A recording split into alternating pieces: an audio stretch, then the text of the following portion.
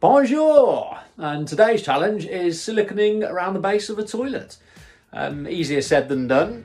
I've already removed all the silicone because let's face it, nobody ever wants to watch anybody remove silicone. It's the most tedious job on the planet. However, you can buy silicone paste removal stuff if you're that eager that you want to have a go. You can screw fix, there you go, name drop. Paste it on over the silicone you want removed, makes it more malleable, gets it off a little bit easier, I suppose. Never used it myself really. I just vouch for the old Stanley blade.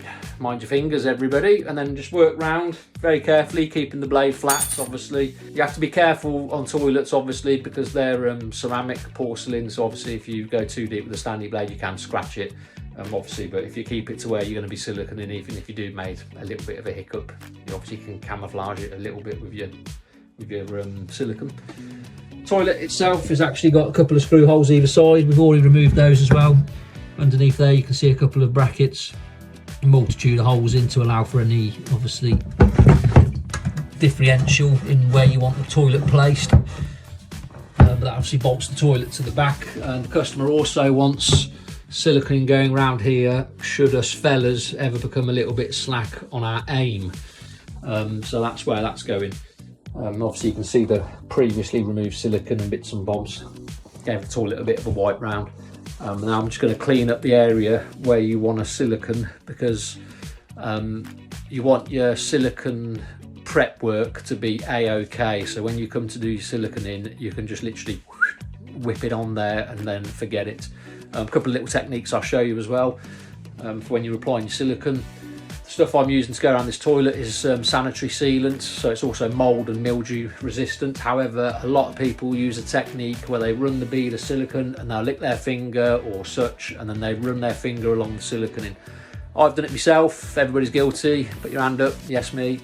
However, when it comes to sanitary, even though it is mould and mildew resistant, if you lick your fingers or you have a dirty hand when you smear your finger along that sealant to finish the bead, you're actually pushing bacteria into the silicone, and then thus it can probably grow from inside the silicone itself. So get yourself a little squeezy bottle.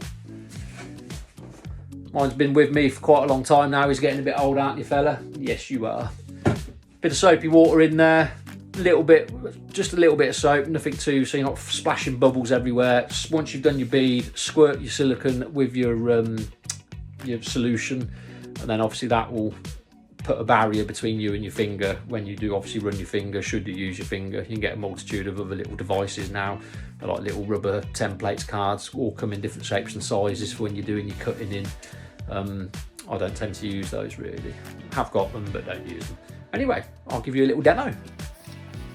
Coolio. So what I've done, if you can see that, I've actually cut the end of my nozzle at an angle, and then I've flattened it a little bit with a hammer, squished it down. So a lot of people have different techniques. You've been doing this a long time. You can put your nozzle in there and go right round in one big fell swoop. I'm not going to do that, however. I am going to use a slightly different technique. I'm going to try and do this one-handed. Let's get in there. So I'm going to pump my silicone through, and I'm going to do that. That's what I'm doing. Just squirt and push back in on itself. I missed my calling in life. I should have been a baker. There you go. Should have been pumping the icing on all those delicious cakes. Get your spray. A little bit like so. And then very, very gently with your finger. And then hey presto. Not too shabby. We like a little bit of that. And that's it. Same around the back. We're done. They're bubbles. Don't let them fool you. Ta-da! There we go.